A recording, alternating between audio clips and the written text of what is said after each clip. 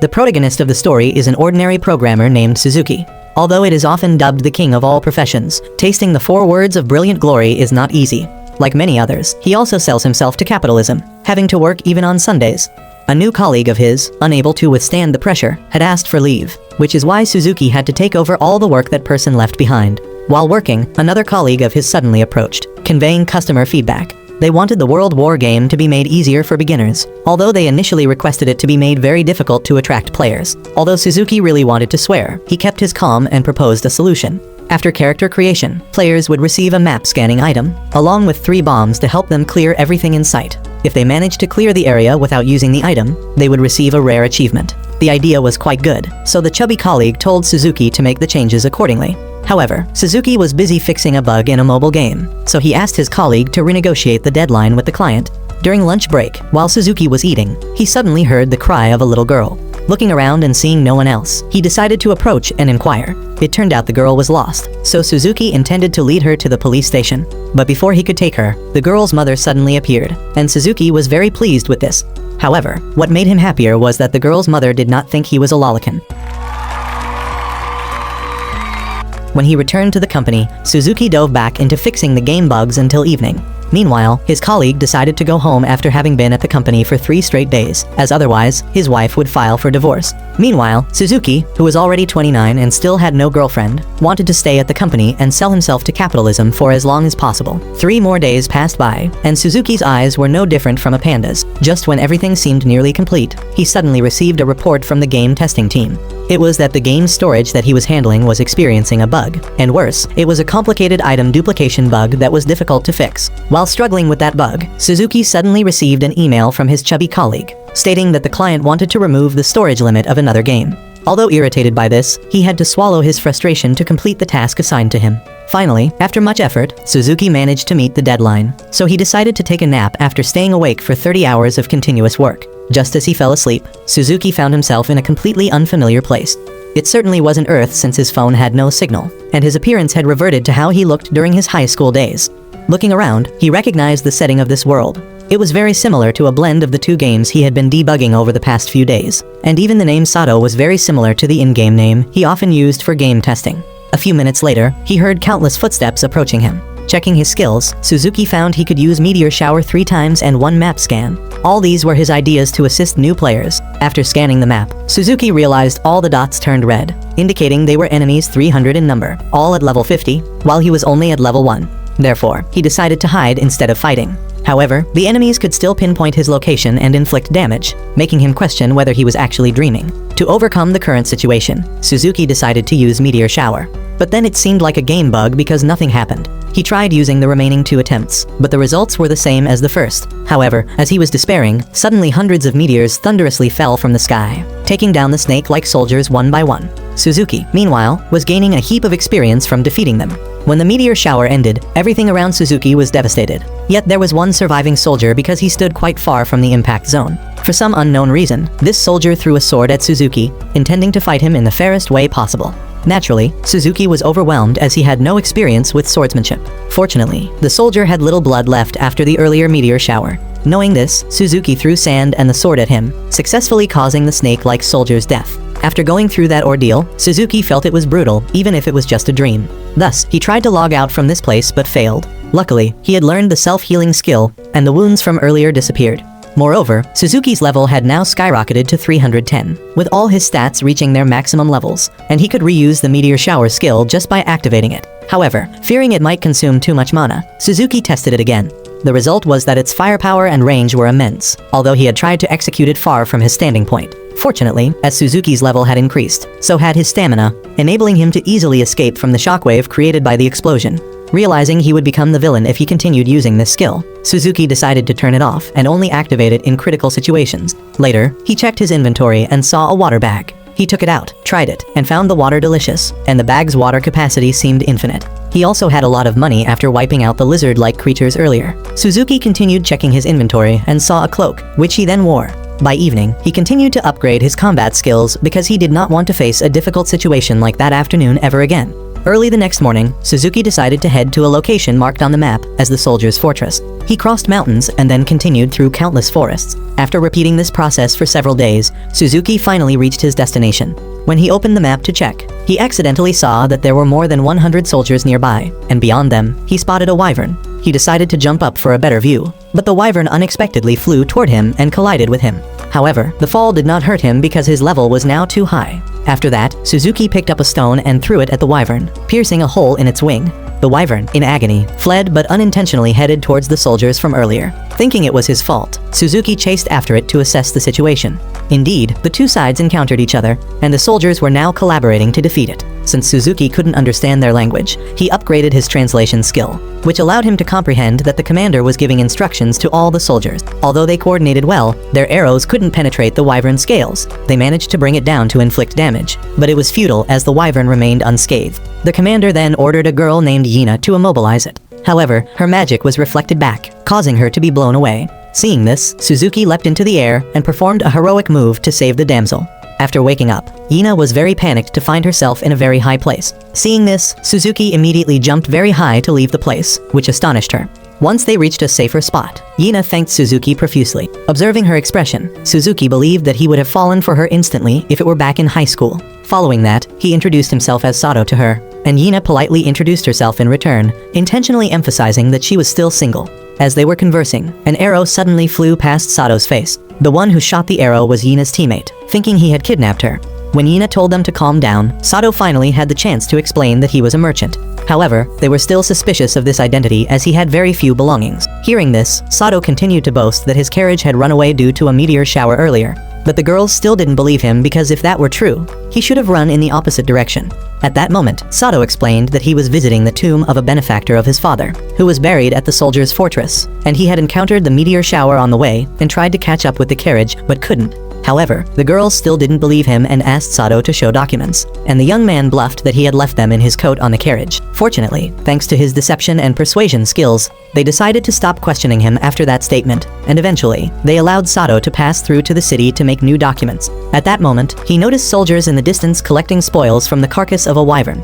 According to Yina, the armor and cloaks made from their skin were very tough, so they could sell them at a very high price. However, on the other hand, the meat of this flying lizard tasted terrible, and only the people from the western regions and the slaves could stomach it. At this point, with nothing else to do, Sato took the opportunity to check the population of the city of Salu, thereby learning that 80% of the population were civilians and the remaining 20% were mostly slaves.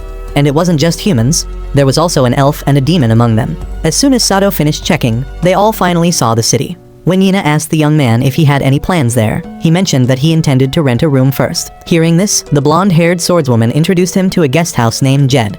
After entering the city, Yina asked to leave first as she needed to report back. However, before saying goodbye, she promised to look for Sato to repay him. As for Inona, she later took the young man to get new documents, and for this procedure, the officer asked Sato to place his hand on a magical stone.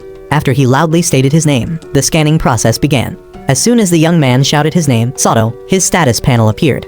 Of course, he would still be the main character, a master disguised because the information showed he was still at level 1. The officer was quite surprised to learn that Sato was an adult, as he had assumed he would be younger. This surprised Sato, as here, 15 was considered adult age. To get the permit, Sato only had to pay him a silver coin, and the merchant tax was waived since he was Yina's life-saving benefactor. Additionally, the officer gave Sato a seal that acted like a visa. However, it was only valid for 10 days. If he wanted to stay longer, he would need to renew it at this office or at the city hall in the center.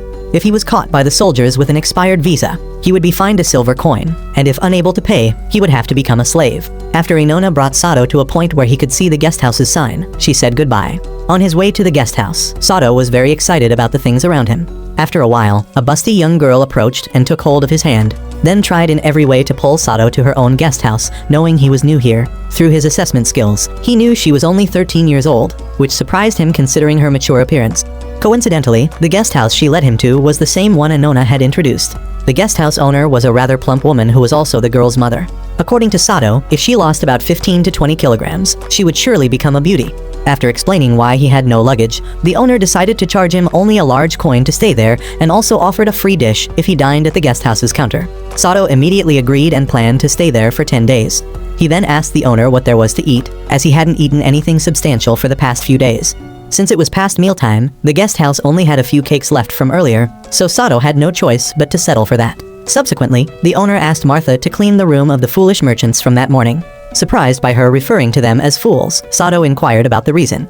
According to Mosa, when the meteor shower occurred, they screamed and thought that the demon lord was declaring war on the dragons in the valley. Hearing this, Sato was astonished as he did not expect this world to have a demon lord. The guest house owner mentioned that it had been 70 years since the hero defeated him, and there had been no news of his revival. However, Mosa was not very worried about the possibility of the demon lord's revival, as he would attack the labyrinth city first, a place far from their current location. In the city of Salu, the wyverns were more of a concern. As Mosa was talking about that species, Sato asked about the dragons. She said they spend a lot of time sleeping and rarely come out, and the last one seen by humans was 2 years ago.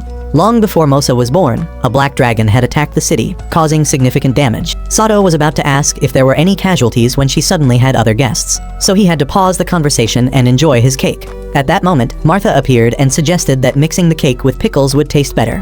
While she was free, Sato asked her about places where ready-made clothing could be bought. Martha enthusiastically recommended some famous tailors. While Sato was listening, his gaze was fixed on one spot. Since she was also free, Martha then volunteered to show him the way. As they were walking leisurely, Sato suddenly noticed a young girl being terribly mistreated simply because she was a slave, and no one wanted to touch her. Sato could not stand by and watch the mistreatment any longer, so he decided to intervene. The man there thought the girl was Sato's slave and told him to chain them and keep them in the western section. Sato then thoughtfully tied some wooden logs together for the young slaves. The other slaves were amazed by his kindness and did not forget to express their gratitude before leaving. Martha was also surprised to see Sato treating the slaves well, as according to her, slaves were not welcomed here. The reason was that many hunters and farmers had been killed by them when coming to the city to sell goods, but Sato suggested that it might have been the work of thieves and robbers. Afterward, Martha led Sato on a tour of many places in the city, and he even learned negotiation skills when visiting various stalls. To show his appreciation for Martha, Sato bought her a hair clip. As they continued their walk, they stopped at a stall selling dragon masks, which the locals wore during the harvest festival to pray for peace.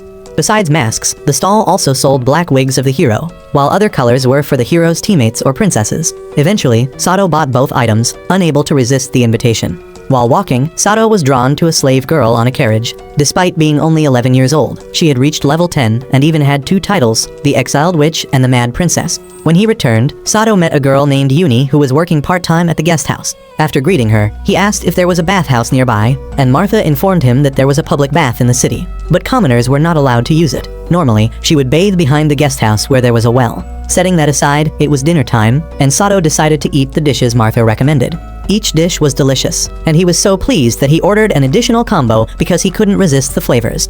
After returning to his room, Sato reflected on what he had experienced, and after some thought, he realized that the story here did not match the game he had programmed. It was too strange for just a dream. It seemed like a game, yet Sato couldn't log out or save his progress, prompting him to investigate further by venturing out on his own. His current plan was to explore various places in this world, with finding a way back home being a secondary goal. He believed that the more he explored, the more it would benefit him as a game developer. The next morning, Martha suddenly knocked on his door, informing him that his girlfriend was waiting downstairs. Confused, as he was unaware of having a girlfriend, Sato went down to check and saw Yina. She explained that she had no assignments for the day and wanted to take him on a city tour. Sato accepted the invitation because he didn't want to disappoint her. Subsequently, Yina led Sato to buy some pastries, and he gallantly paid for her, which left Yina quite flustered since she had intended to repay him for his help the previous day. However, for Sato, it felt natural as Yina had helped him navigate the city earlier. Besides those pastries, they also visited many places to try various other types of pastries. Among them was a dish called fried dragon wings, which were actually bat wings. As Yina was about to pick it up, a boy accidentally bumped into her, staining the blouse she had borrowed from her mother. At that moment, a girl appeared and offered to clean the stain using magic. With no other options, they had to rely on her help. After entering an alley, the girl used water magic to remove the stain, not only cleaning Yina's blouse, but also inadvertently washing Sato's glasses. By the time Yina's blouse dried with the help of wind magic, Sato dared to look back. After leaving the alley, Sato asked Yina how she recited her spells, and upon hearing her, he thought it sounded like she was rapping. Further conversation revealed that Yina had only started studying magic seriously 3 years ago, although her parents had guided her towards becoming a magician from a very young age by having her read comic books about the history of magic. Yina enjoyed this upbringing and was thrilled by the prospect of being able to fly someday.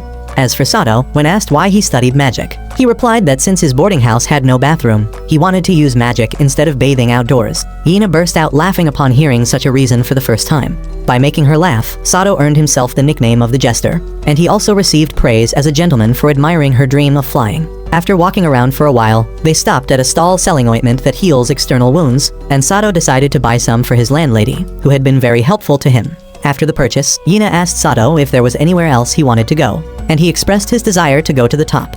Therefore, Yina led him up onto the city walls to enjoy the breeze and view the cityscape from above. At that moment, Sato noticed a giant windmill in the distance. Yina explained that if wyverns attacked, it could serve as a power source. Seeing Sato's interest in it, Yina offered to take him there. On their way to the windmill, they decided to visit a temple first. Inside, they saw a painting depicting a battle between a hero and a demon king. Yina mentioned that the holy sword would emit a blue glow when held by the hero. Sato, curious, asked if it would glow if someone else held it. Yina explained that there might be exceptions if the person is recognized by the holy sword. Suddenly, a nun named Ona appeared and commented that being able to use the holy sword might not necessarily be a good thing. She mentioned that only heroes who respond to the call of the goddess Perun could oppose the demon king. After Ona's statement, she inquired if her friend Yina was dating Sato. This made Yina extremely embarrassed, and she struggled to explain in her flustered state. Wanting to hasten their journey to the windmill, they then hired a carriage. However, a rock on the road caused the wheel to stumble, making Yina fall onto Sato, which turned out to be a deliberate act by the uncle to foster closeness between them. Following this, Yina introduced Sato to the city's defense system. Each tower had a magic cannon with formidable destructive power, but one had been destroyed by a dragon 2 years earlier. Fortunately, it was only a small dragon, so the damage was minimal. Compared to 40 years ago, the outer city walls had been completely destroyed by a black dragon. At this point, Sato asked if the Demon King had been involved in that incident. According to Yina, it depended on the nature of those creatures, and the most frightening were demon kings who used their intellect to control demon tribes, as demons could only be harmed by magic and magical artifacts. Just then, they saw a large crowd gathered to listen to a priest ramble about the minions of the Demon King. After hearing the priest claim that the Ajin were remnants of demon tribes, he urged the crowd to punish them to earn merit for themselves. Unable to watch this injustice, Yina rushed forward to stop it. Meanwhile, using his appraisal skill, Sato discovered that the Ajin girls were not slaves to the priest, but belonged to a rat-like man sitting and observing from afar. Moreover, his accomplices were mingling in the crowd, inciting the people, so while protecting the Ajin girls, Sato discreetly took down each henchman one by one. At this moment, a priest from another temple appeared, defending Yina, which escalated the verbal confrontation between the two parties. While the mastermind was enjoying the drama he had created, Sato suddenly appeared, and before the man could react, Sato delivered a strong kick to his stomach. Sato then brought the mastermind before the crowd to expose his scheme. This man had loaned out slaves and tried to swindle money from the people by claiming ordinary stones were sacred. Just as the crowd was speculating if he was part of the demon tribe, it indeed turned out to be true. Sato then remembered detecting a demon tribe member in the city upon his arrival. Although all the citizens fled, the three Ajin were unable to move because if they acted without their master's command, their collars would strangle them. When their master was killed by the demon, they were no longer bound by this restriction. Seizing the opportunity, Sato immediately freed them from their control. As for the demon, he suddenly cast a dark magic spell, and when Yina led soldiers to assist Sato, they were inadvertently pulled into it with him. After regaining consciousness, Sato found himself in a cave with the three Ajin, and heard the one-eyed monster rambling about fear. He claimed he would create monsters to tear apart Sato's group, enjoying the fear this would instill in them. After the demon left, Sato introduced himself to the three girls, who, having no names, asked him to name them. Sato named the cat-like girl Tama, the dog-like girl Pachai, and the lizard-like girl Lisa. After giving them towels and water to clean themselves, as well as ointment to heal their external wounds, Sato was pleased. Though the girls were initially hesitant to accept these items, they had never been treated so kindly, and it wasn't until Sato insisted, framing it as an order, that they accepted. After cleaning up, they also enjoyed a hearty meal. Once the girls were well fed, Sato began to assess the situation. Using his skills, he easily determined a route through the labyrinth, including the locations of Yina and the soldiers. Oddly, he could not detect the one-eyed demon from earlier, which made him anxious about potential ambushes while moving. Seeing Sato preparing to move, the three girls expressed fear, stating they were willing to be used as bait if he agreed to lead them. Sato reassured them that he had no such intentions and was merely checking the path. He then gave Lisa a sword, reminding her to only engage in combat on his command. As they progressed, Pachai suddenly smelled blood, and when they approached, they saw a monster devouring a corpse. Lisa suggested they sneak past while the monster was distracted. However, Sato decided to use his gun to practice and improve his sniping skills, quickly elevating them to their maximum levels to efficiently take down the creature. The girls were amazed and curious about his weapon, which Sato explained was a magical weapon, instructing them to keep it secret. Using parts from the slain monster, Sato crafted a spear and was about to hand it to Lisa when he noticed her searching for the monster's core, a valuable item. Suggesting he keep it for its value, Lisa handed the sword she had been given to Tama. Subsequently, Sato used his gun to break the chains binding the girls, startling Tama and Pachai with the sudden noise. After apologizing to them, he urged everyone to follow him and exit the labyrinth. Although they had defeated quite a few monsters until now, the levels of the girls had not changed. At that moment, Sato thought of an idea and told Tama to collect stones. When they encountered a monster, he did not kill it but only wounded it, while instructing Tama to throw stones at it and Lisa to stab it with her spear. As soon as they completed these actions, Sato delivered the final blow to finish it off. Afterwards, he told Tama and Lisa to stay behind to collect the core of the monster, while he and Pachai went ahead to repeat what they had done before. However, the result was that the girl ran away in panic after throwing stones at it, and right after finishing it off, Sato followed her to where the other two were. Once calmed down, Pachai immediately apologized to Sato, but he was not angry about her running away. He was just afraid she might die if she continued to panic like that. After that, they repeated the strategy many times, and after a while, both Tama and Pachai reached level 5, while Lisa reached level 6. When Sato noticed that all three were exhausted, he told them to rest and distributed food to them so they could quickly regain their energy. Afterwards, the young man told them to rest comfortably, but Lisa refused, so Sato had to use a commanding tone to tell her to sleep while he would stay awake to watch over them. After resting, they continued on their way and defeated many more monsters. Along the way, they discovered an old house and entered it to gather necessary supplies. Not long after, the three girls were able to defeat a monster on their own.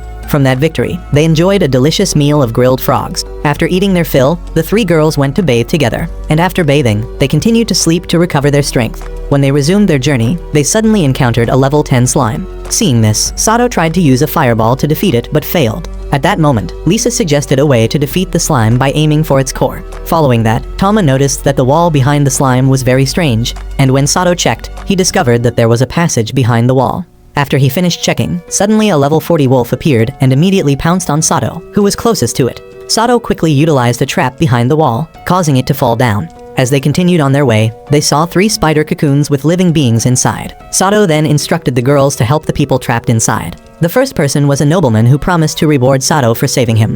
The second person was a slave trader, and the third person was none other than the young man who had previously scolded Pachai. He did not want the girl to touch him, so he asked her to hand him the knife. Seeing this, Sato told Pachai to step back and ignore the young man. The nobleman, annoyed by his yelling, threatened to roast him right there without waiting for the spider monster to return. After moving on a bit, the 2 young girls suddenly heard fighting sounds ahead. Therefore, Sato immediately instructed the 3 girls to stay close behind him, while he directed them to assist those fighting. However, the young man, Somaru, did not follow Sato's instructions, but instead tried to prove himself. As a result, not only did he fail to defeat a low-level demon like a slime, but he was also humiliatingly rescued by the 2 girls. Thanks to Sato's group's support, the soldiers were also able to regain control of the situation. Not seeing Ina, Sato went to find her and found her being restrained, so he freed her and received a warm hug in return.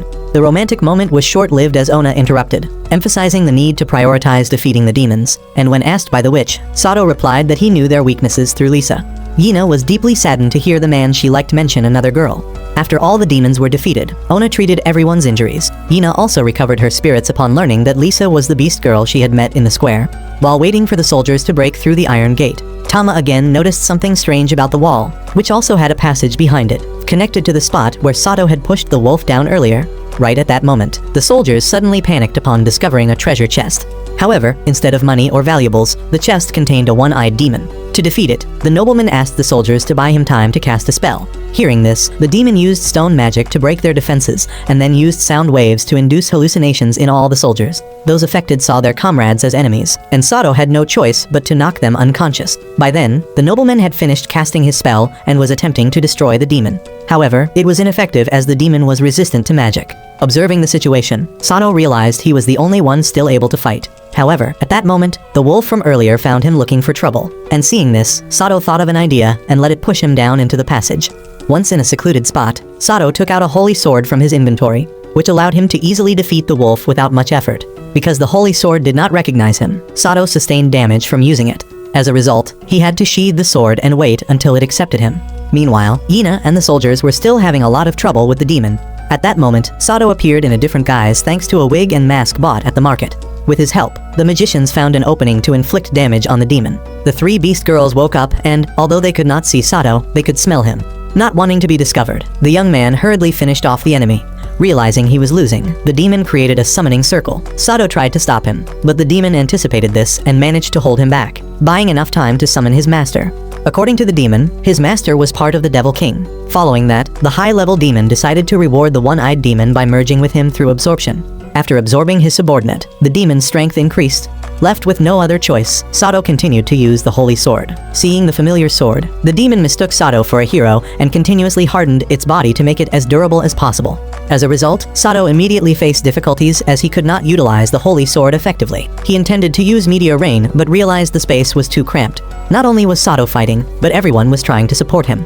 Although they weren't causing much damage, their magic was still effective. Seeing this, Sato remembered Yina's words and subsequently maximized his fireball skill, setting aside the sword and taking out a staff to cast the upgraded magic. Sato was astonished to see the demon suffering significant damage from the spell, which the onlookers mistook for high-level magic when it was just a basic spell. At that moment, Sato recalled the truth of this world. Only a hero could fully utilize the power of a holy sword. Although Sato had the holy sword, he did not have the hero's title. But he did have a similar title, that of a god slayer. So, when he combined his efforts with a divine sword from his inventory, he successfully defeated the demon while it was still confused about what had just happened. Upon returning to the ground and seeing Sato, the three beast girls were very pleased. However, their mood soured when Sato responded to a soldier's inquiry, indicating that the three were not exactly his slaves. Moving past that, a man then told Sato that someone needed to meet him. When Sato told the beast girls to come along, they immediately cheered up. At that moment, the young man Somaru appeared, thanked the beast girls, and apologized to Pachai for previously kicking her. After the young man left, Yina suddenly ran up and hugged Sato, and after the battle, Sato finally received the hero's title. Thanks to Mr. Nidoran, the three beast girls officially became Sato's slaves. Aside from helping him with the paperwork, Mr. Nidoran also wanted to introduce some other goods. Then, from a humble shelter, a frail girl named Lulu stepped out to greet him. The second person was named Arisa, who was also the girl Sato had previously met on the street. What surprised Sato even more was how easily she pronounced his name. Skeptical, he then whispered the same sentence into the ears of the two girls. Only Arisa reacted when he mentioned in Japanese that there was a spider on their hair. However, Sato decided to choose both because he couldn't abandon them. Through Arisa's personality, he learned that she was an extrovert, quite different from Lulu, who was shy and fragile. Curious about Sato's slaves, Arisa later approached Pachai and Tama, naturally liking them and even complimenting how cute the girls were. Seeing this, Lisa stepped forward to greet the new members, and Sato was also delighted that they had no prejudice against slaves. Just as they entered the city, Lulu's stomach suddenly growled with hunger. Observing this, Sato tactfully suggested that the group should eat something, which brightened Pachai and Tama's eyes, while Arisa was amazed at Sato's kindness. Since the slaves were only ever fed black bread, at best with some hot soup, and Lisa's group was only given one meal a day. When hungry, they would pick whatever edible things like flowers and wild grass to fill their stomachs. Hearing this, Sato later treated the girls to a lavish meal. Their eyes sparkled seeing all the delicious food in front of them. However, all the girls were very polite and waited until Sato gave permission before they began to enjoy. Pachai and Tama, having their first taste of such good food, forgot to blow on it to cool it down, while Arisa was nearly overwhelmed by the cuteness of the two girls. Though not comparable to the meals at the Jed hostel, the food here was quite to Sato's taste. Unlike him, the young slaves were not used to spicy food. Only Lisa could handle it, so she advised the others not to overdo it and to try other dishes. At that moment, Sato noticed that the girls' clothes were all worn out, so he decided to go out to order some more food and take the opportunity to buy new clothes for them. Lisa offered to accompany him, but Sato instructed her to stay and eat with everyone. After shopping, the young man saw a stall selling grilled chicken skewers, so he stopped by to buy some because he had heard Lisa mention liking the dish. On the way back, Sato suddenly saw a group of beastmen who were hungry, so he decided to give them the grilled chicken skewers and promised to make it up to Lisa later. The girls looked very bright after Sato bought them new clothes. Even Lisa had to acknowledge her master's aesthetic sense. Afterwards, Sato led the girls back to the Jet Inn. As the number of people had increased, the young man planned to rent another room. However, according to the landlady, the inn was fully booked at that time. But what bothered Sato the most was the unwelcoming looks everyone gave to the slaves. Therefore, Sato decided to camp with them, and the two young ones would stay in his room. At that moment, Arisa suddenly spoke up, asking her master to stay calm, then secretly used her powers to win the sympathy of the people around. After hearing her, their attitudes changed, and the landlady also suddenly remembered that the stable of the inn was still usable. Sato then used his powers to create a mattress for the three slave girls and instructed them to scream if someone sneaked in, and he would come to rescue them. When returning to the room, Lulu tried to help Sato change his clothes, but the young man said it was not necessary. He was even more embarrassed when he saw both the girl and Arisa had taken off all their clothes, and when Sato commanded them to get dressed, Arisa was very surprised, and Lulu started crying thinking she couldn't help her master. Seeing this, Sato stepped forward to put a coat on her and told her not to do such things anymore. Later, while deep in sleep, Sato suddenly learned spiritual magic and resistance to spiritual magic. When he slowly opened his eyes, he saw Arisa sitting on top of him. Not only was she not wearing anything, but she also forcibly kissed him. And if it hadn't been for his resistance to spiritual magic, Sato might have made a mistake. Arisa was very surprised to see that he could neutralize her skills. To prevent Arisa from causing more trouble, he forbade her from using magic. Now Sato realized that it was Arisa who had used it on the people at the inn earlier. Therefore, besides forbidding its use, he also asked her to lift the spell on them. However, she pretended to be naive as if she did not know anything. Seeing this, Sato upgraded his interrogation skills to make her confess everything. Thanks to this, Sato learned that from their first meeting, Arisa had fallen head over heels for him. Her sleek black hair and innocent face making her wish to have him as a husband. Now that Sato was her master, she didn't want him to serve her because she couldn't accept that, so she used magic to have him. But the truth was, initially, Arisa only intended to sneak onto the bed to watch Sato sleep.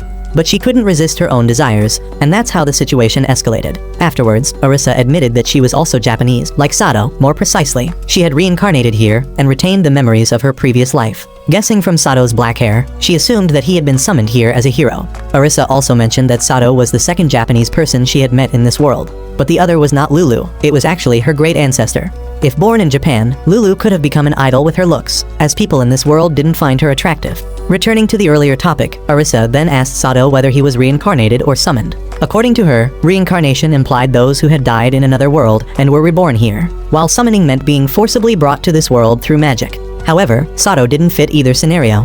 Not only did he not meet any gods, but he also saw no summoning circle, and his level was just a plain round number, with no buffs at all. But on reflection, Sato thought his meteor shower skill was quite unbalanced. Putting that aside, Sato then asked why Arisa had become a slave, but the author had hidden this part, so it would be revealed later. The next morning, Martha brought Yina to Sato's room to call him, and both were immediately shocked when they heard Lulu talking in her sleep, saying things that could be misunderstood.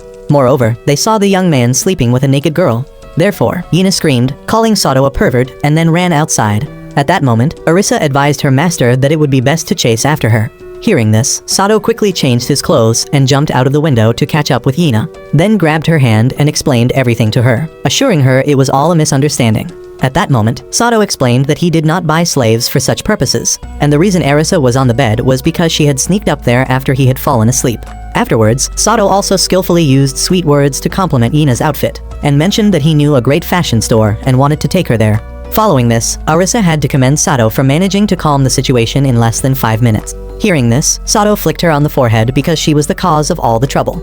After asking her to call everyone together, Sato recalled the story from last night. According to Arisa, she had once been a princess and tried to use her knowledge from a previous life to make the kingdom prosper. Initially, everything went smoothly, but as time went on, things started to fall apart. Amidst this, when her country was weakened, a neighboring kingdom invaded, publicly executed the king and the crown prince, and the survivors lost their status and became slaves. However, one day, unexpectedly, a demon appeared, destroyed the castle and the capital. As chaos ensued, Arisa and Lulu fled to the mountains, thinking they were safe, but they were surprisingly discovered by a slave trader. Back in reality, the girls had gathered, except Lulu, who felt unwell. Sato then gave Arisa a bag of money and told her to buy essential items for everyone. The beastman would also accompany her to protect her from pickpockets and kidnappers, and as a precaution, Sato allowed Arisa to use magic. Seeing the girls getting along well, Sato felt reassured and believed that they did not deserve to be treated as slaves. When Yina and Sato were alone, Yina asked if Sato had any plans for the day. The young man replied that he intended to look for accommodation for their companions, wanting to be near the person she liked. Yina suggested that she would like to accompany him. Following this, the two visited an office to meet a broker named Natty. Knowing Sato's desire to live with their companions, Natty suggested the Western District, which was not very expensive due to the high crime rate there. However, Sato was interested in places that cost about 1 gold coin each, so upon hearing this, Natty proposed several suitable options. The first apartment looked decent, but its former owner had been assassinated by a criminal. The second was opposite a brothel, and the third had a criminal gang's hideout underneath it. Unable to find a place that satisfied Sato, Natty mentioned she would return to her office to see if there were any other suitable places. While waiting, Sato asked Yina if she wanted to go somewhere, and upon hearing this, Natty suggested they should visit the new flea market that had opened the day before, whispering to Yina that it was a great spot for a dating couple. However, halfway there, they encountered a group of their companions who had finished shopping and were storing some items back at their accommodation. In their new outfits, the girls looked very cute, and Arisa even changed her hair color to avoid purple, which she heard was a bad omen here. Later, Sato had to lead everyone to the flea market, apologizing to Yina for making decisions without consulting her, but she said it was fine. To make it up to Yina, Sato bought her a pair of earrings. At this moment, Arisa intervened, saying she also wanted to buy something, so Sato promised to buy each of them a gift of their choice. Afterward, the group went to an outdoor stage to enjoy a play. It was a romantic genre, which wasn't to the liking of the youngsters. Even Lisa was more focused on observing the skewers around the stage. The play Sato was watching was based on a true story about an ordinary sorcerer named Jen. He and Princess Latina had a very romantic relationship. The princess's fiancé, out of jealousy, had Jen's family killed, and even cunningly threatened to have his servant kill Jen as well. Overwhelmed by grief, the princess committed suicide to be with the one she loved. Everyone thought the story had ended, but suddenly, there was a twist. The bodies of Jen thrown into the abyss revived and transformed into an undead. He killed all the henchmen of the wicked Earl. However, just as he was about to execute the Earl himself, a holy knight appeared and killed Jen. Following this, the Earl's personality changed dramatically, and he was redeemed to become a good person.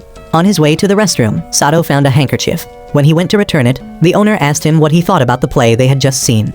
According to her, the original script had Jen being killed after he had avenged himself on the Earl, but it was changed due to nobility's objections. She also mentioned that in the real story, the female lead was a commoner happily in love with a young man, only to be kidnapped by the Earl and forced into marriage. After bidding farewell to the handkerchief's owner, Sato returned to regroup with everyone. He realized that Yina and Arisa were the only ones who had seriously watched the play. While their feelings about it differed, not empathizing with Princess Latina's plight, Arisa thought the princess should have taken up the sword and sought revenge on the Earl. Hearing this, Yina countered, arguing that the princess was the cause of everything, having broken the engagement that both families had established. Arisa, unwilling to concede, used Yina as an example, asking her if she would choose the person her family chose or the one she loved. Yina was momentarily stunned, unsure how to answer as she was torn between love and duty. Seeing Yina's discomfort, Sato intervened and asked Arisa to apologize to her.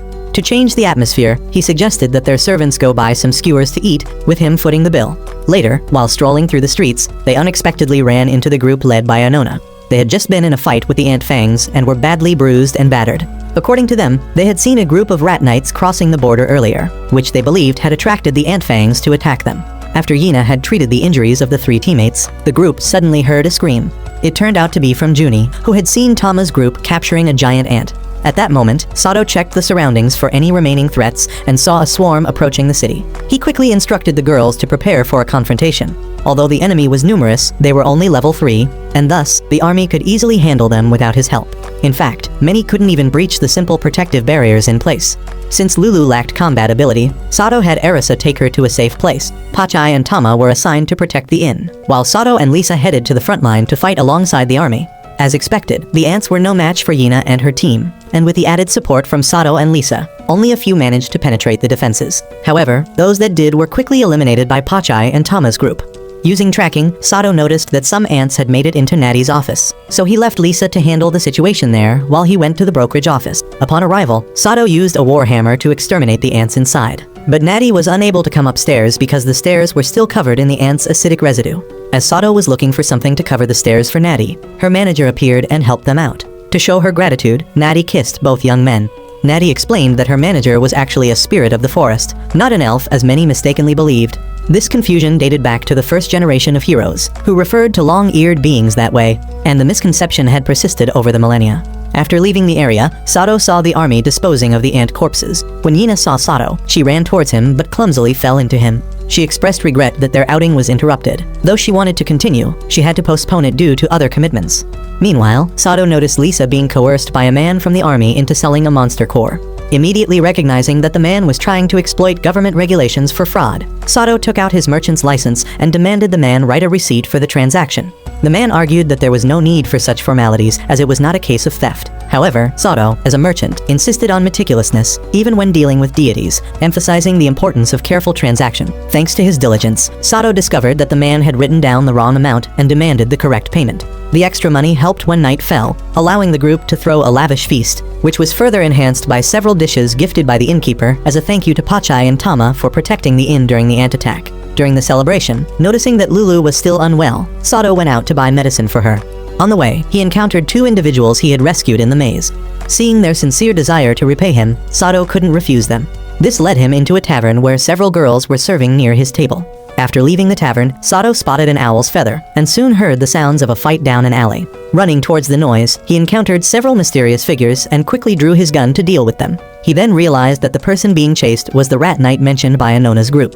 Despite being severely wounded, the knight asked Sato to take care of a princess first. Sato then brought both to Natty's place, but found her and the manager asleep, so he had to pick the lock to enter. Upon hearing the noise, they came downstairs to see Sato, who promptly apologized for breaking in uninvited, explaining that he did so wanting the manager to meet someone he knew. However, when the manager saw the rat knight, he denied knowing him. It turned out that the person Sato wanted to show them was not the knight, but a little sprite named Mia, whom the manager indeed knew. According to him, Mia was her name. Upon hearing some noise, the little girl suddenly woke up, but after seeing Sato and complimenting him on his beauty, she fell back asleep. At that moment, the situation of the old rat engineer worsened. Seeing this, Natty decided to run and call the priest to treat him, and Sato also wanted to accompany her because he was uneasy about her going out alone at this hour. The next morning, when Arisa learned that Sato had been to the Blue Tower, she scolded him. Despite having a young, beautiful girl at home, green and fresh, he did not know how to enjoy it, and instead, his body smelled entirely of animal fur. Sato then explained that he had gone out last night to find medicine for Lulu, and along the way, he accidentally saved a beastman who was on the brink of death. Hearing this, Arisa showed a jealous expression and asked Sato if the person was male or female. Although Sato told her it was a male, she still made wild guesses, claiming that perhaps her master preferred fencing, which is why he had not touched her. At this moment, Lulu woke up due to the noise from their argument. Seeing this, Sato told Lulu to take care of her health and handed her the medicine bag. After changing clothes, the young man went to Natty, and according to her, the rat engineer had passed the critical condition. Mia was not injured at all. She was just tired and exhausted. According to the manager, Mia showed symptoms similar to mana depletion for a long time. When Sato used his appraisal skill, he found out that Mia was neither ill nor cursed, so although very slowly, her mana was gradually recovering. Natty mentioned that a mana potion would speed up the recovery, but it was very expensive, and another way was to take Mia to places rich in mana like ley lines or sources. Unfortunately, the two locations that met these requirements were at the Count's Castle and the Dragon Valley. The second location had already been conquered, so Sato was uncertain about going there. However, before he could make a decision, he suddenly heard a noise upstairs. Knowing that Mia had woken up, he told Natty to go up to her.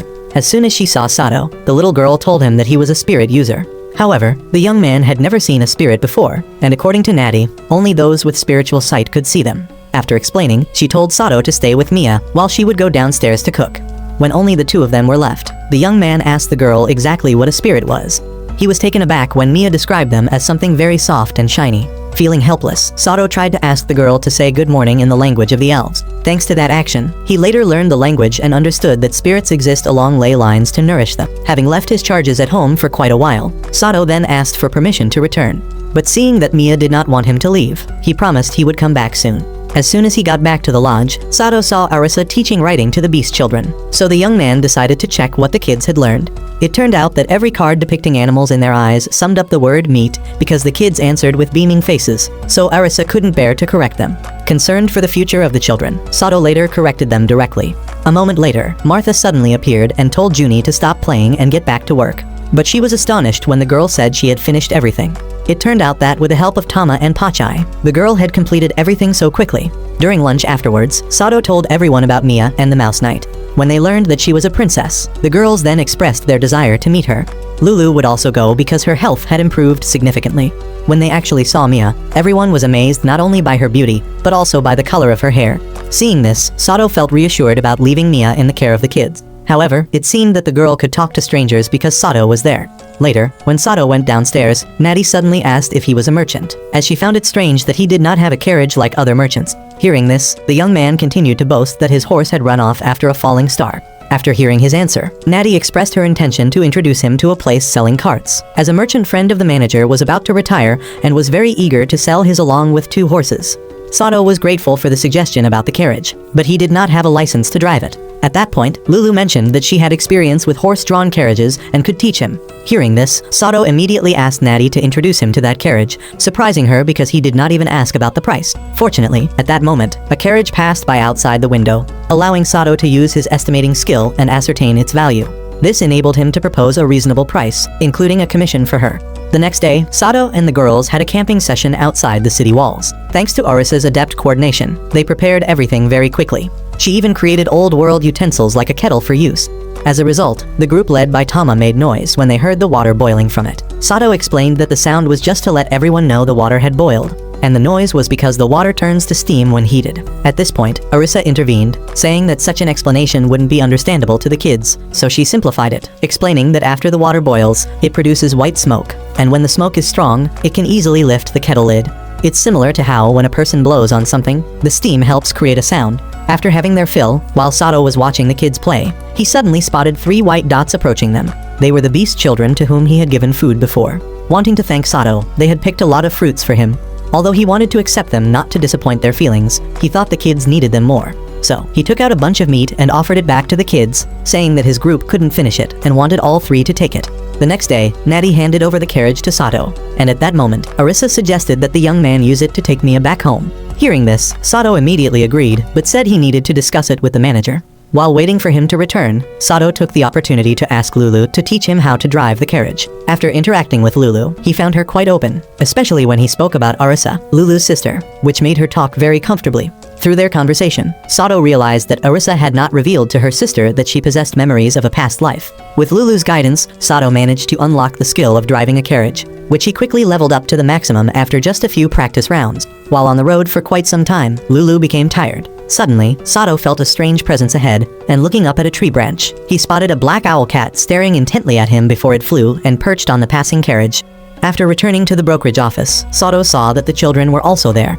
Thanks to a mana potion brought by the manager, Mia was now able to go outside. To celebrate the princess's recovery, Arisa suggested that Sato throw a party. Naturally, he immediately agreed as he didn't want to disappoint the kids. After asking Lisa and Lulu to shop for party supplies, Sato once again saw the black owl cat observing them. When he entered Natty's house, she informed him that Mr. Rat had awakened. Upon meeting his benefactor, Mr. Rat thanked him and introduced himself as Mai, recounting everything that had happened with Mia. According to him, Mia had been kidnapped by a witch and imprisoned in a place called Grotto. After escaping, Mia encountered Mai's group, who then tried to bring her to the manager in this city, even attributing the attack by flying ants on the city to the same witch. Sato sensed that the manager, Yuya, was the only one who knew the reason but seemed reluctant to disclose it, so he decided not to press further. Just then, Sato heard the girls screaming from downstairs. He and the manager ran down to find out that they were scared by the thunder. At that moment, Tama spotted the black owl cat inside the building, and then, mysteriously, a man in a black cloak appeared from within the creature. Subsequently, he used mind magic to control everyone, but it had no effect on Arisa because she also possessed that type of magic. Sato also managed to counteract it thanks to awakening his skills after being enchanted by Arisa. When the young man used his appraisal ability, he saw that the opponent's name was Jen, which made him think of the protagonist in the play. Seeing him attempting to take Mia away, Sato intervened and introduced himself. Although he introduced himself as a merchant, Jen insisted that he was a descendant of a hero. Jen did not intend to harm anyone. He only wanted Sato to hand over the young girl Mia, which Sato immediately refused since she was an important friend of his. After stating his refusal, the young man quickly attacked first to gain an advantage, but it was unsuccessful, and he was even controlled by Jen using shadows. Seeing her master in such a state, Arisa cast a magic attack on him, being compared to a lowly undead. The wizard also retaliated, but Sato stopped him. The manager Yuya also helped, allowing Sato an opportunity to escape from Jen's shadow whip. But the power disparity between the two sides was still very large. Not wanting to involve everyone, Mia then told them to leave her behind. Hearing this, Arisa scolded the young girl while secretly chanting a spell behind her back. Realizing this, Sato stepped forward to talk to Jen to distract his attention. Even though he already knew the identity of the enemy, he still pretended to ask to buy some time. And after preparations were complete, Arisa told Sato to step aside so she could attack Jen. But the result was still a failure even though she used her most unique magic. At that moment, seeing Arisa's purple hair, he realized she was a reincarnated person. Moreover, he told Sato to advise the young girl to limit using the skill from earlier if he wanted her not to become a plaything in the hands of the gods. After saying this, he grabbed Mia and used the shadow whip to block Sato, while challenging him to follow him to a place called the Cradle if he was not afraid of death. At that time, Lisa's group also arrived and Sato told the two to take care of the others, while he would pursue the enemy and promised to safely return with Mia. After stepping through the gate, Sato saw that he was surrounded by an indeterminate space. Here, Sato's endurance and physical strength gradually diminished over time. Even his map scanning skill was unusable. After some reflection, Sato realized that this space was similar to a game, so he later used his abilities as a programmer and successfully broke through it. The scene before Sato's eyes then resembled a divine temple, where Mia was also present and being taken care of very kindly. At that moment, Jen suddenly appeared and was surprised that Sato could make it there. He accused Sato of cheating because only those who conquer the cradle could reach this room. This made Sato think that Jen was indeed the administrator of that space. Hearing this, Jen countered, saying it was not a game but a challenge, and that heroes who wanted to reach this place first had to conquer it. They would then earn the right to challenge the immortal king, which was him. However, Sato was not much interested in those matters. His priority was to rescue Mia. But he could not do so immediately because he was then pushed out of the king's room by the wizard. The purpose of Jen was to make Sato conquer all the trials in the cradle again from the beginning. By this time, Sato could use his map scanning skill, and with it, he knew this place was adjacent to the territory of Count Ray, a place rich in mana, so he did not need to worry about rescuing Mia. However, he could not return empty-handed, so he decided to enter the tree to rescue the girl. After stepping through the door, Sato immediately encountered the enemy, but they were only low-level monsters and did not pose much of a challenge. Thanks to his map scanning skill, Sato knew that the cradle had a total of 200 floors, with the floors divided into groups of 10, and every 20 floors, there was a spiral staircase that helped him ascend further. One thing he needed to be aware of was that the higher he went, the stronger the monsters would be. Continuing on, Sato noticed someone sleeping behind a pile of leaves, and when that person revealed themselves, he realized the opponent was a dryad. Sato thought that if he could defeat her, he would be able to move up to the next floor. But since she was out of mana at the time, she postponed their encounter. However, after observing for a while, the dryad noted that Sato was quite handsome. Therefore, she then asked him to become hers, also mentioning that she was hungry and wanted Sato to give her something to eat. He intended to offer dried beef, but the dryad refused because what she needed was mana. With no other choice, he allowed her to draw mana through a kiss.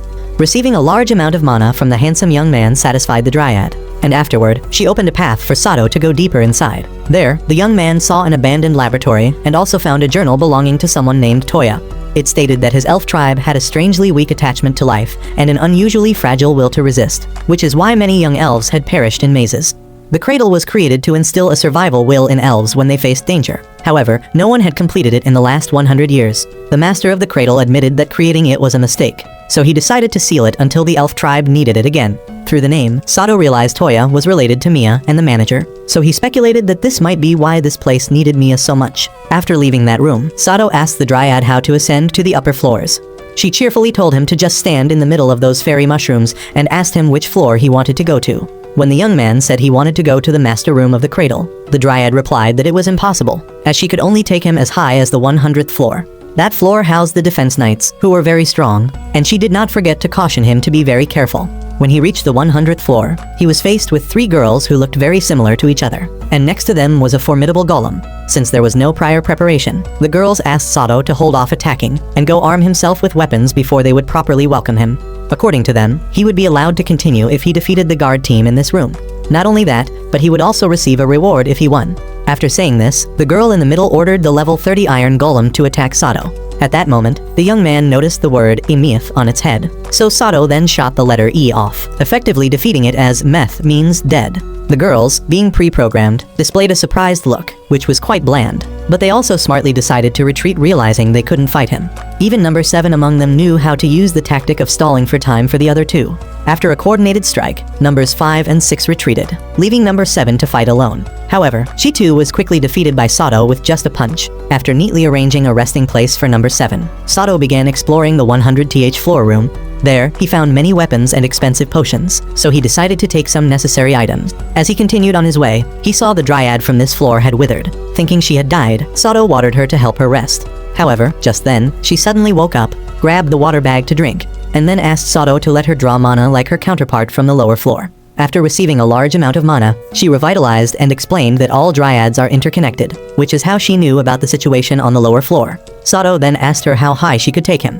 At this point, the dryad lost connection with the upper floors, so she could only take Sato up to floor 180. When they got there, Sato found out that some bugs had severed the vines connecting the floors. As he finished speaking, those bugs suddenly appeared. Although there were quite a few of them, they still couldn't pose a challenge to him. Jen was very surprised by how quickly Sato could conquer the cradle, but Sato was not interested in that. He only wanted Jen to release Mia peacefully. However, for the wizard, Sato still lacked the capability to face him directly, and had to first face his minions to earn the title of hero. Then, he would grant Sato a reward of a long-lost holy sword. Jen mentioned that if Sato handed it over to any king, they would grant him glory beyond imagination. With that, he called all his subordinates to be Sato's opponents. Realizing there were new additions to the lineup, but only 7 people because one of them had been defeated by him on a lower floor, Sato was quite surprised. Not only had the wizard strengthened his subordinates, but he had also enhanced Sato himself. However, before Sato could ask why, the wizard found a higher vantage point to enjoy watching the battle unfold. As soon as the witch left, his minions attacked Sato wildly. To destroy the golems, the young man pulled out a spear to learn its skills, and then upgraded it to the maximum level to be able to pierce through them. As for the robot girls, Sato simply used martial arts to defeat them.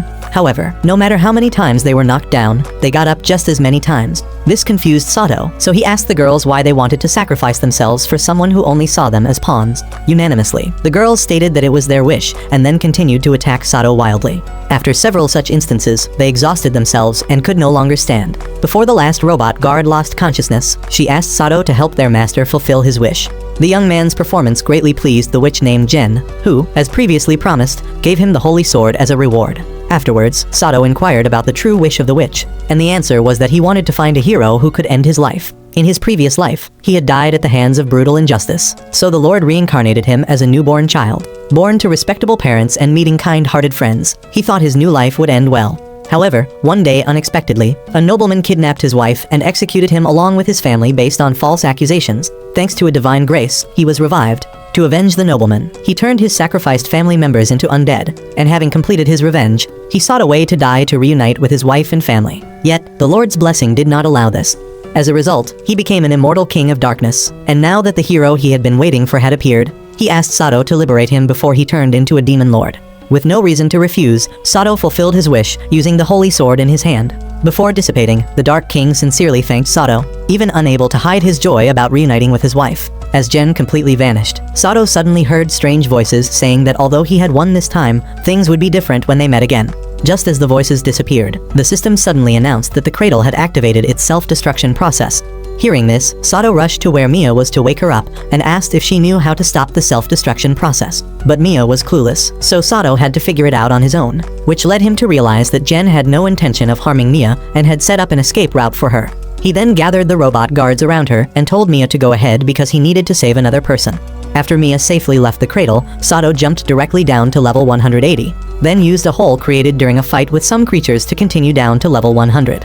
After finding number 7, he quickly took her to Gerard to ask her to help them escape the tree. However, to do that, Gerard needed some seeds and energy, thanks to the fruit given by the Beastman children. The first condition was easily met, but Gerard warned him that the second condition would cost 3 times more energy than before. Sato immediately agreed since his mana had fully recovered. Hearing this, Gerard proceeded to absorb energy and connected with a tree outside the cradle, successfully helping Sato's group escape quickly. She also advised him to run because the cradle, after collapsing, was turning into a sea of salt. At that moment, Sato told Gerard she should also leave, but she refused, stating that as long as the forest lived, she could still exist.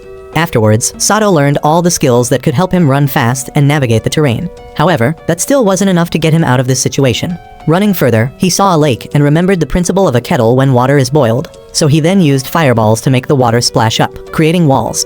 This significantly slowed down the wave of salt, giving Sato enough time to move away from the affected area and reach a safe place. As dawn broke, Yuya's group and Sato's slaves were overjoyed to see him. Even someone as strong as Lisa couldn't hold back her tears, overwhelmed with emotion. Upon seeing Arisa, Sato remembered Jen's warning that he must restrain her from using the power bestowed by the Lord, lest she meet the same fate as him. After Sato's group had their reunion, Yuya and Mia approached him.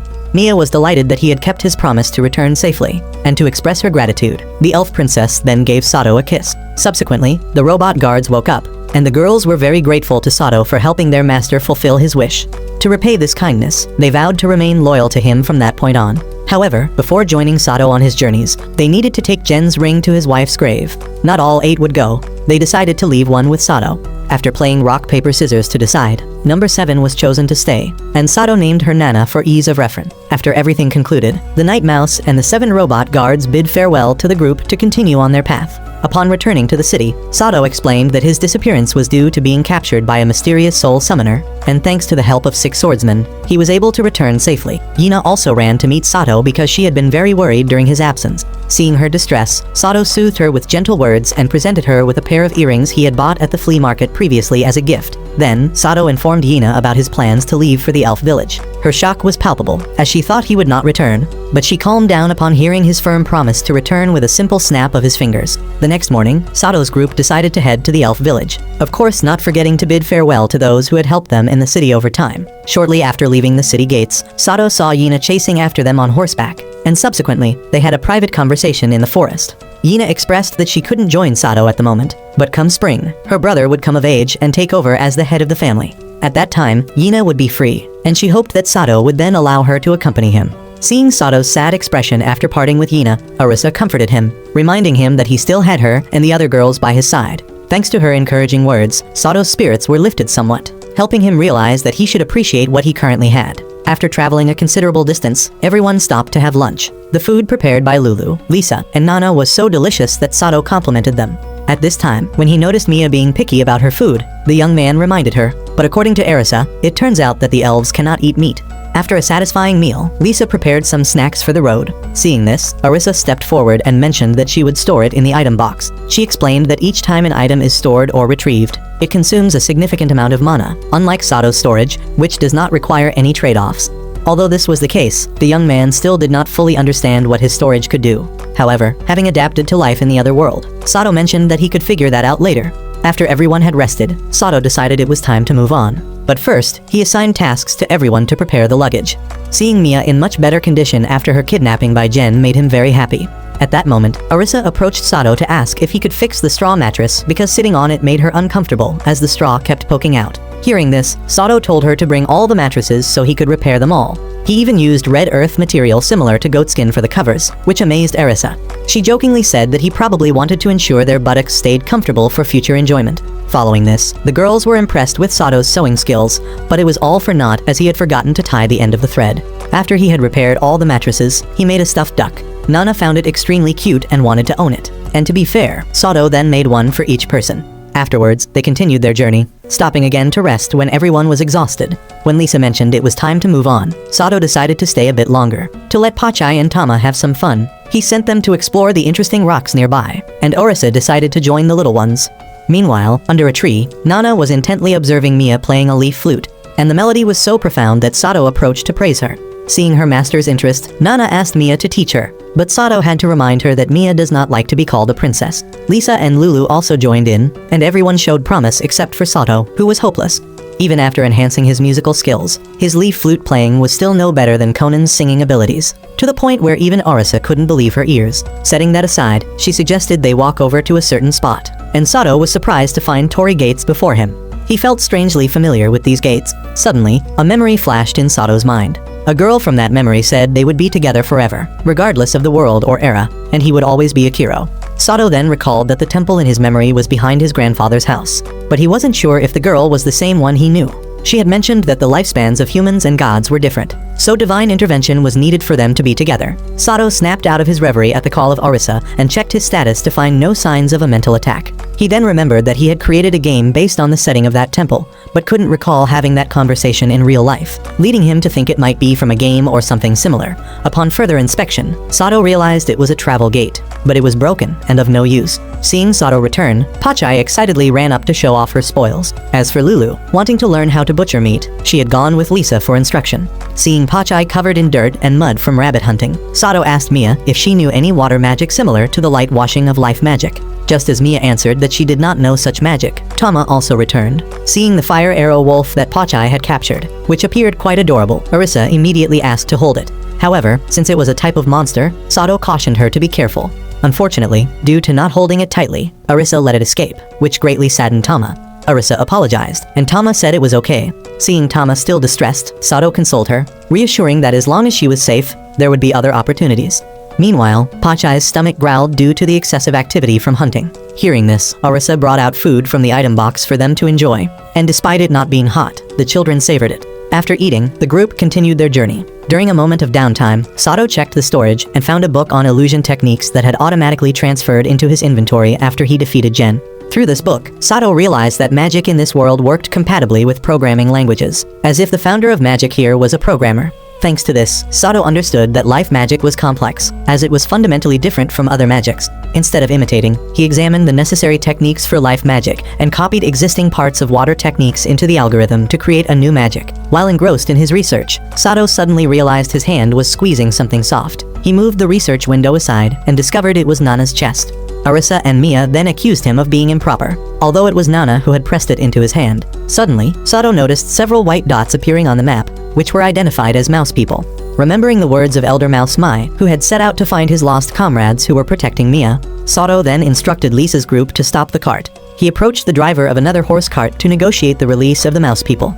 Upon being reunited with Princess Mia, they ran to embrace her and thanked Sato for rescuing both her and them. However, due to urgent matters, the knights excused themselves to leave. That afternoon, wanting to replenish their food supplies, Sato and Tama went hunting for deer together. Sato chose Tama to accompany him on the hunting trip because he wanted to cheer her up after the incident with the wolf. However, the girls ended up getting muddy again, so Sato asked Mia to try out the new magic he had developed. He had transformed water magic into cleansing bubbles that successfully removed all the dirt from the girls' bodies. That night, while the girls slept, Sato stayed up to guard and decided to experiment with his storage. He discovered that the maximum distance he could retrieve items was 3 meters, and that his storage could separate components of mixtures, although it could not separate solutions like salt water.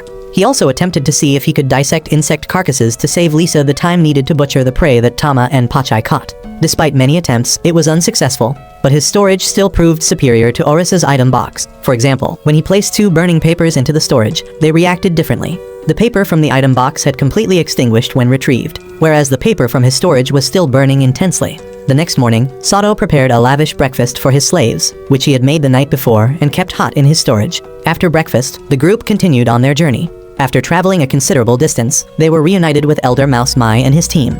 They had built a grave for the mouse warriors who had sacrificed themselves in the battle to protect Mia.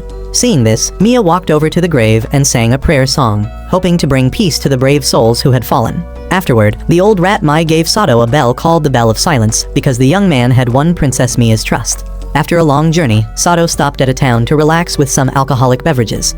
He not only generously tipped the waitress, but also covered the entire bill to have them stop arguing and instead enjoy the liquor and delicious food. When Sato was about to leave, the waitress suddenly led him upstairs.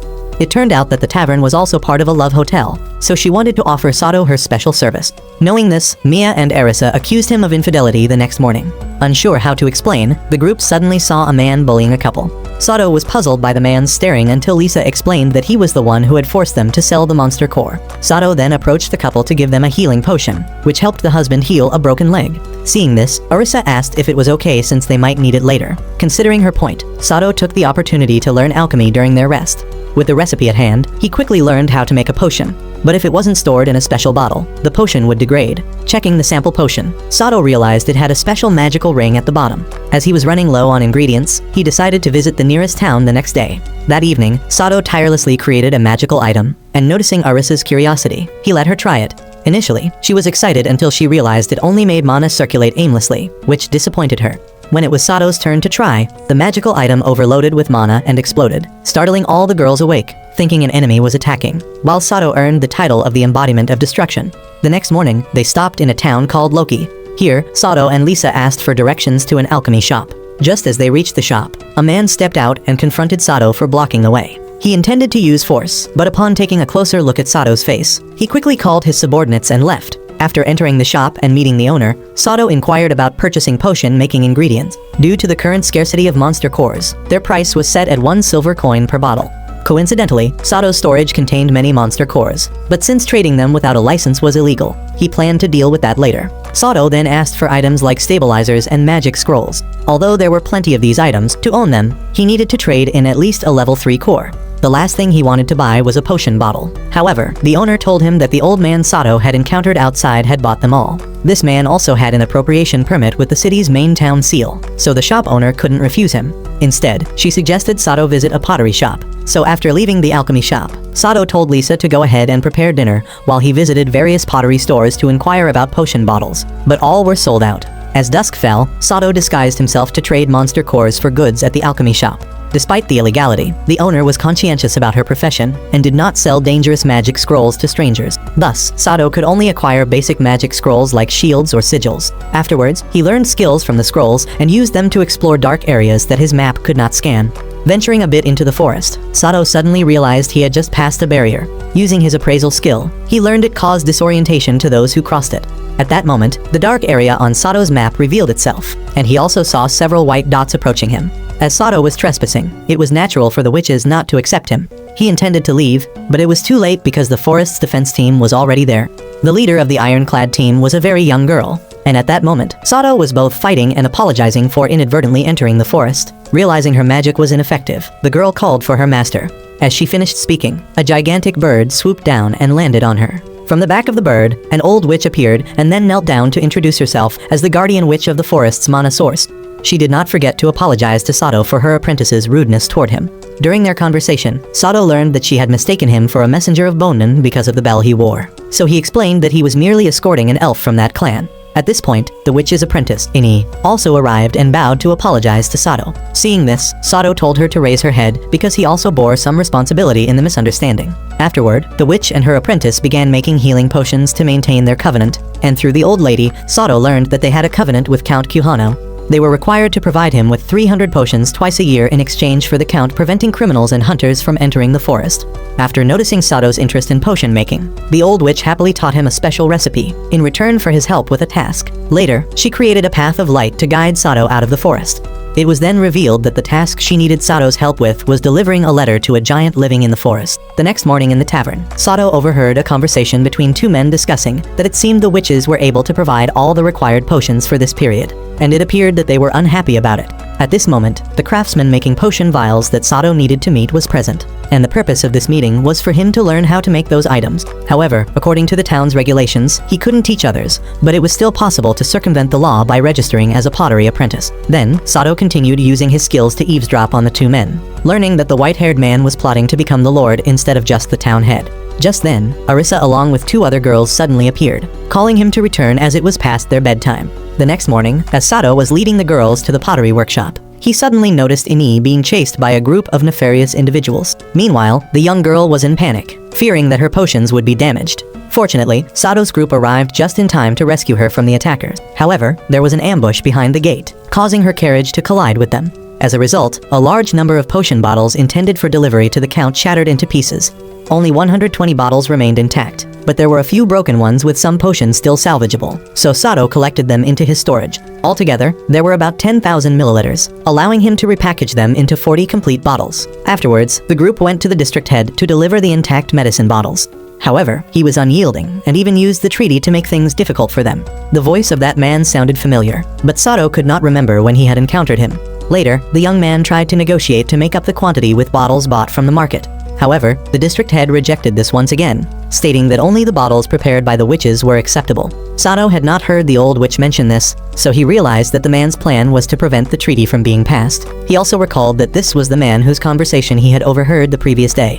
The man's goal was to clear the illusionary forest to build a new town there. Sato then asserted that this was surely not part of the treaty and questioned who had added those terms. In response, the man questioned how Sato was aware of the treaty details. Sweating, the man accepted Sato's acquaintance with the witch in the forest and agreed to accept the same quality bottles as a replacement. Naturally, Sato did not forget to request a written confirmation to avoid any further disputes. Although they successfully negotiated, they only had 3 more hours before the deadline, leading Ini to sadly state that they could not possibly prepare the remaining quantity in time. At that moment, Lisa's group arrived with plenty of medicinal ingredients. Even with the ingredients, Ini claimed it was impossible, as even if they prepared the medicine in time, they lacked the bottles to store it. That's when Sato realized why they had been buying so many medicine bottles, and why the two men had been so calm earlier. When Sato's group mentioned the need for 180 bottle casings, the pottery workshop owner was amazed. However, Sato did not intend to involve him in their troubles, only wanting to borrow his kiln. Realizing they might be struggling, the owner agreed and even offered to help them make the casings. Sato then assigned tasks to each person, urging the girls to work together to overcome the challenge. However, this task was not easy at all, as those who were new to the craft like them found it difficult to control the centrifugal force of the rotating table. Only Sato was able to shape it through the skill system. But the problem lay in drying them, as it would take 5 days for them to dry in the season's weather. If they were put into the kiln like that, they would explode. Hearing this, Sato used the system to create magic that could eliminate the moisture. The result was that they were not completely dry when he asked Mia to test the spell. Then they continued to work on shaping the bottle casings, and as soon as they had the required quantity, the pottery workshop owner put them all in the kiln. While waiting for the finished products, they helped Ini with the medicine preparation, and once that process was complete, the group went to check on the kiln. The pottery workshop owner said that all they needed to do now was wait for it to cool, and they could use it by dusk. At that moment, a shady merchant appeared with some henchmen and claimed that Sato's group was making the bottle casings without permission. According to the town's laws, he would have the kiln destroyed, and as a result, the bottles were completely shattered. After the thugs had left, Sato apologized to the owner about the kiln and borrowed the bird on Ani's head to contact the witch. Shortly after, Arisa discovered something odd about the fragments. Seeing this, Sato smiled and revealed that he had placed some defective casings in to deceive them, while he had quickly stored the real bottle casings in the storage room as soon as he saw the shady merchant. He then took one out for Arisa to see, and it broke immediately due to the sudden change in temperature when taken out from storage. So, the next task was to find a way to reduce the temperature of the casings. At that moment, Sato suddenly remembered the item box, where he had previously experimented by putting a burning paper inside and it had extinguished when taken out again. Therefore, he then tried transferring a bottle casing into the item box and then back to storage. The result was that it cooled down completely just as he had expected. After that, the group went to the office of the white-haired man for him to sign the delivery confirmation. The shady merchant was skeptical, but then fell silent upon hearing the Count's people confirm the story. Then, he continued to ask Sato what trick he had actually used, and Sato clearly responded that it was all thanks to the hard work of everyone involved. Following this, Sato told the district head to quickly sign and stamp the documents, but he ignored these requests and refused to communicate, stalling for time. At that moment, Count Kuhano suddenly appeared and said he would sign the papers for Sato himself. His presence was due to the witch recounting all of the district head's misdeeds, which was also why Sato had used the bird on Ani's head to contact her. Pressured by the Count, the white-haired man then turned hostile and cast a spell to attack him. However, his magic was ineffective against the Count, who was no ordinary man given his rank. When the Count was about to kill the two men, Sato intervened by knocking them down. When the Count asked why he did that, Sato mentioned there were children present. Hearing this, the Count sheathed his sword and remarked that the witch had a very fine friend. Before departing, Sato once again apologized to the pottery workshop owner, who reassured him that it was all right, as he had now received permission from the Count to trade freely. To express gratitude towards Sato, Ini gifted him a magical lantern, and he also received the title Friend of the Witch bestowed upon him by the old witch. Afterward, the group continued on their journey, and the next morning, Sato woke up to find Nana sitting on him. As he was about to touch her body, Arisa caught them. Hence, she tried to prevent any inappropriate behavior. However, Nana was just asking Sato to adjust her platform system. To do this, he needed to place his hand near her heart and channel mana into it. At this point, Mia suddenly appeared and suggested Sato touch her back instead of her chest, as his hand would still be near her heart without losing effectiveness. Even though Sato only touched Nana's back afterward, she made sounds that one should not hear in front of parents. This made Arisa very jealous and eager to take Nana's place. Every time Hina received a letter from Sato, she would proudly show it to her teammates and then giggle to herself while reading its contents. Back with Sato's group, while they were sitting down for a meal, Lisa and Pachai brought in a type of wild plant. Pachai insisted it was edible because it smelled very fragrant, prompting Sato to be the guinea pig and try it first, finding it surprisingly sweet. After confirming the plant was edible, he encouraged Pachai and Tama to try it. However, instead of eating normally, they licked it off his hands gently. Seeing this, Arisa handed Sato a napkin. But when she seemed to be using the opportunity to lick his hands as well, he stopped her. That night, Pachai asked Sato to read a story for everyone to listen to, but he had only gone through a part of it when 3 of the girls could no longer resist falling asleep, leading him to pause the story, and everyone went up to the vehicle to rest. The next morning when Sato woke up, he found himself surrounded by the girls, which made Arisa very jealous because Sato was enjoying his harem without her. Afterwards, the group woke up to have breakfast, and then continued their journey by getting back on their vehicle.